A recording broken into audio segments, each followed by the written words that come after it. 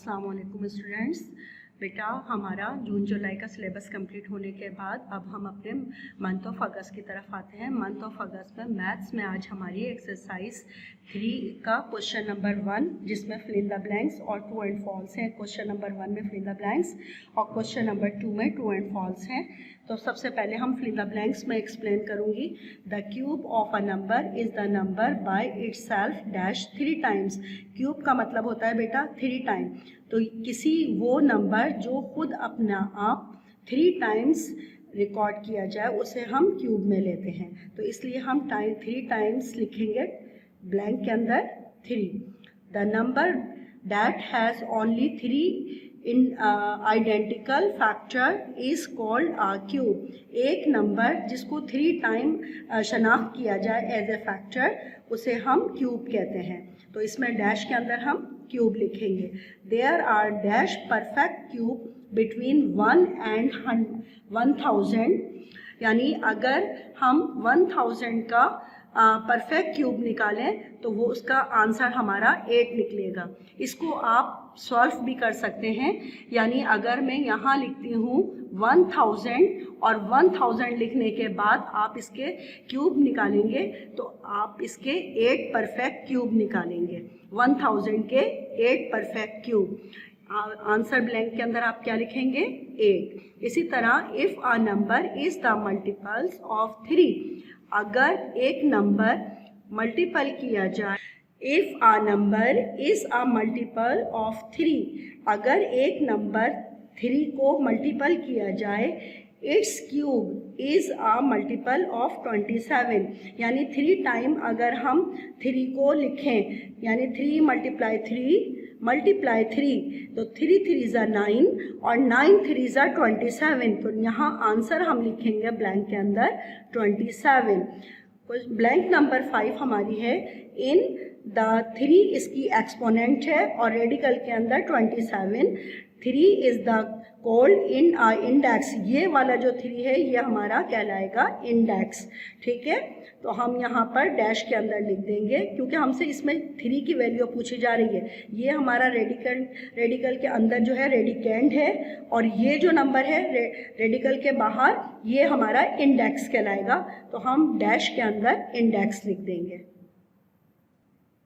Question number 2 true and false. The cube of an even number is always open. एक cube जो होता है अगर उसका नंबर इवन हो तो वो हमेशा ट्रू कहलाएगा। एक क्यूब जो होता है उसका इवन नंबर हमेशा जो है वो ओपन होता है, इसलिए इसे हम ट्रू में जुमले में लेंगे। The cube of a negative number. अगर कोई क्यूब का नेगेटिव नंबर हो तो हम उसे पॉजिटिव में लेंगे, तो ये जुमला फॉल्स है। यानी नेगेटिव नंबर अगर क्यूब का है, फॉर एग्जाम्पल बेटा ट्रू एंड फॉल्स का ब्लैंक नंबर हमारा 2 है। The cube of a negative number cube positive.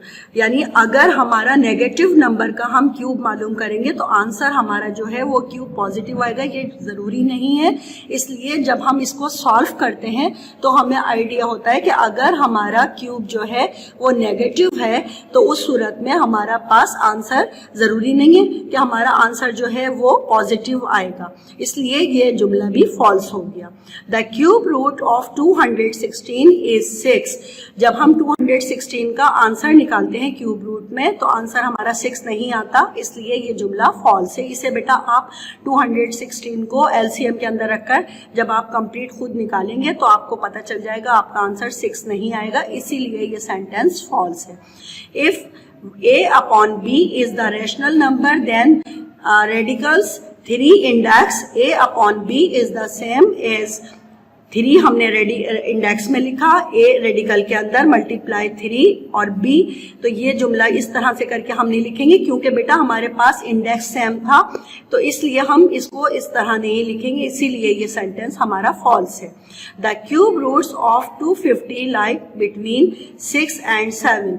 अगर 6 और 7 के इस क्यूब रूट मालूम करे जाएंगे तो हमारा आंसर जो है वो 250 नहीं होगा, इसलिए ये भी हमारा ये वो सॉरी 6 और 7 जो है वो हमारे क्यूब रूट में आंसर निकलेगा 250 का, इसलिए ये सेंटेंस ट्रू है।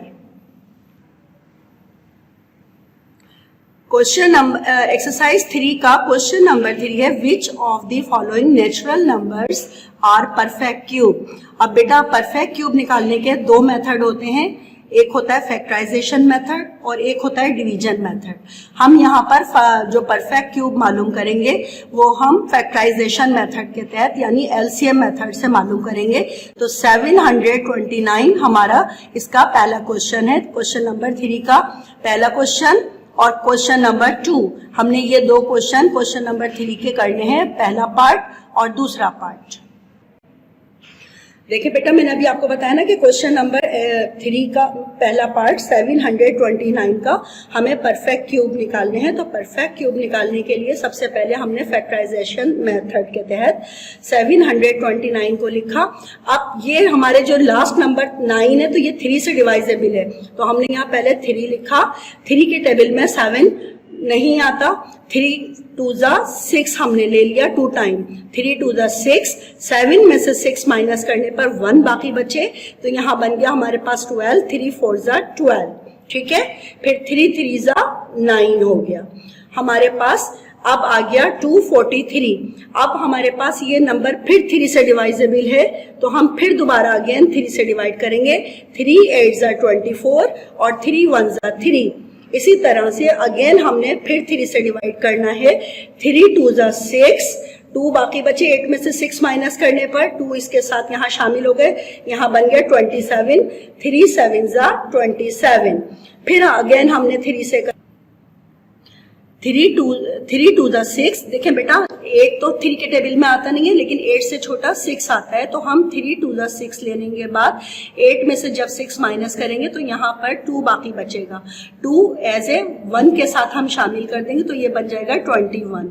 तो 3 7 21 हो गए, 3 7 21।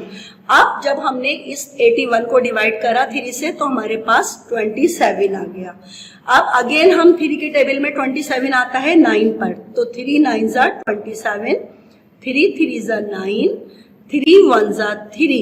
अब देखिए हमारे पास जो 729 के क्यूब बने, एक पहला क्यूब हमारे पास एक पेयर क्यूब में 3 का ये आ गया, अगेन हमारे पास क्यूब 3 का ये आ गया, यानी 2 क्यूब हमारे पास 3 के आए हैं 729 को मालूम करने पर। फैक्टराइजेशन कंप्लीट करने के बाद हम लिखेंगे देयरफॉर, और देयरफॉर लिखने के बाद ये 3 इंडेक्स की हेडिंग डालेंगे, क्योंकि इंडेक्स हमारा 3 बन रहा है। रेडिकल के अंदर 729 लिखेंगे। अब हम रेडिकल्स अपना बड़ा बनाकर और जितने टाइम हमने ये 3 लिखे थे उन सारे 3 को हम यहाँ पर मल्टीप्लाई करके लिखते जाएंगे। 3 multiply 3 multiply 3 multiply 3 multiply 3 multiply 3।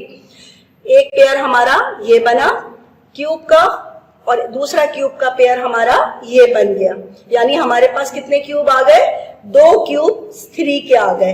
अब हमने यहाँ पर इंडेक्स के अंदर फिर दोबारा 3 लिखा, 729 इज इक्वल टू, अब जो हम लिख रहे हैं वो हम लिख रहे हैं इसमें से जो हमने एक क्यूब निकाला था ये 3, और दूसरे पेयर में से हमने दूसरा क्यूब निकाला था 3 का, तो ये 2 क्यूब आपके पास अब ये आपने बाहर निकाल दिए, यानी index radical 729 is equal to 3 3 9। 9 is a answer of 729 cubes, यानी जो आपने 729 क्यूब आपने सॉल्व करा है तो उसके परफेक्ट क्यूब आपके 2 हासिल हुए थे आपको। पहला 3 मल्टीप्लाई 3, दोनों 3 को जब आपने मल्टीप्लाई करा 2 टाइम्स 3, तो 3 multiply 3 is the answer 9। Question number 3 का पहला क्वेश्चन मैंने आपको कंप्लीट करवा दिया, क्वेश्चन नंबर 3 का पहला पार्ट। अब इसका हम दूसरा पार्ट जो लिखते हैं तो उसमें भी हमने परफेक्ट क्यूब बनाने हैं। पहले हमने 729 के क्यूब बनाए थे, अब हम 2700 के परफेक्ट क्यूब बनाएंगे। तो 207, अब चूंकि देखें बेटा वहां हमारे पास लास्ट डिजिट जो था वो 9 था, और 9 2 से डिवाइजेबल नहीं है, इसलिए इसके लास्ट नंबर हमारा 0 है और 0 जो है एज अ इवन नंबर में हम लेते हैं, इसलिए ये 2 से डिवाइजेबल होगा। ठीक है, तो हमने इसको सबसे पहले 2 से डिवाइड करना है। 2 1 जा 2, 2 3 जा 6, 7 में से 6 माइनस करने पर 1 बाकी बचा है रिमाइंडर में। ये 1 इसके साथ जब हमने मिलाया ये बन गया हमारे पास 10। 2 5 are 10 एंड 0 अगेन, ये ऊपर से 0 एज इट इज नीचे उतार लिया हमने।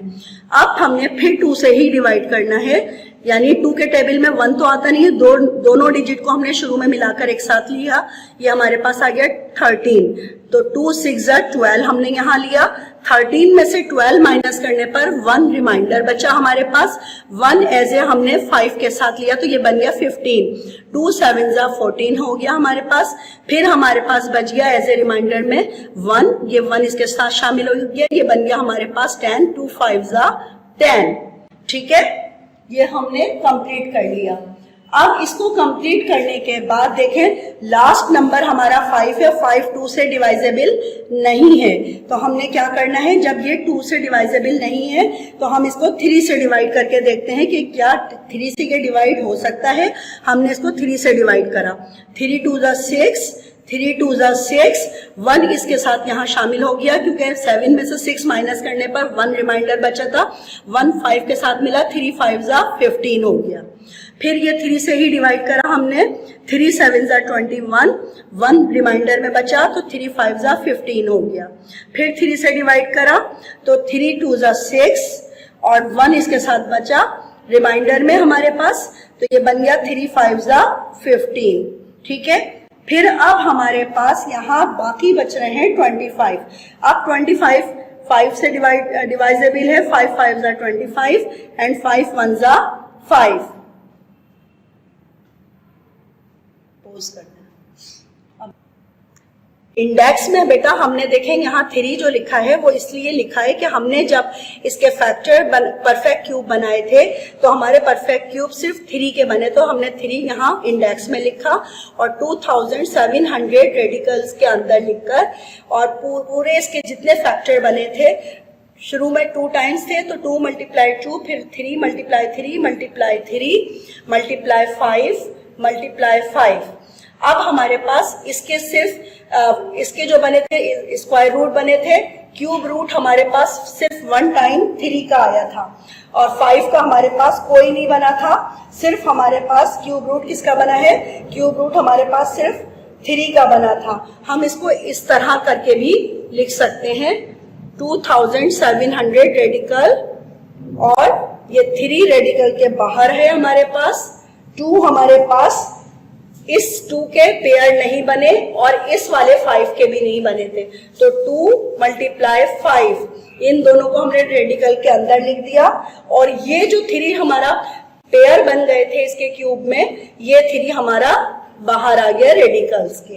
अब यानी ये जो 2 और 5 ये दोनों नंबर जो हैं ये हमारे परफेक्ट क्यूब नहीं बनाने के लिए हैं 2700 का, तो हम यहाँ लिख देंगे कि 2 and 5 were not